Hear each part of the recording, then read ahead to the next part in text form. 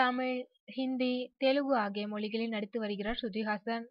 அஜய் தேவ்கன் ஹீரோவாக நடிக்கும் பாட்ஷா ஹோ ஹிந்தி படத்தில் ஹீரோயினாக நடிக்க ஸ்ருதியிடம் கால் ஷீட் கேட்டார் இயக்குனர் மிலன் லுதரியா. ஓரிரண்டு முறை சந்தித்து கதாபாத்திரம் பற்றியும் ஸ்ருதியிடம் விவாதித்தார். திருப்தி அடைந்த ஸ்ருதி நடிப்பதாக கூறினாராம். ஒப்பந்தம் கையெழுத்திடுவதற்கு முன் மீண்டும் ஒரு முறை கதை கூறும்படி கேட்டார் ஸ்ருதி. மீண்டும் கதை கூறினார் இயக்குனர்.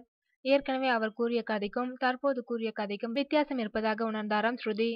கதையோடு தனது கதாபாத்திரத்தின் முக்கியத்துவம் குறைக்கப்பட்டிருந்தது. இதில் ஸ்ருதி அப்செட் ஆகி படத்தில் நடிக்க மறுத்துள்ளார். முதலில் நடிப்பதாக கூறிவிட்டு திடீரென்று நடிக்க மறுத்ததால் ஷாக் ஆனார் இயக்குனர். இது பற்றி ஸ்ருதி தரப்பில் கூறுகையில், திருத்தப்பட்ட ஸ்கிரிப்ட் கேட்டதில் ஸ்ருதியின் கதாபாத்திரத்தில் சுவாரஸ்யமில்லை.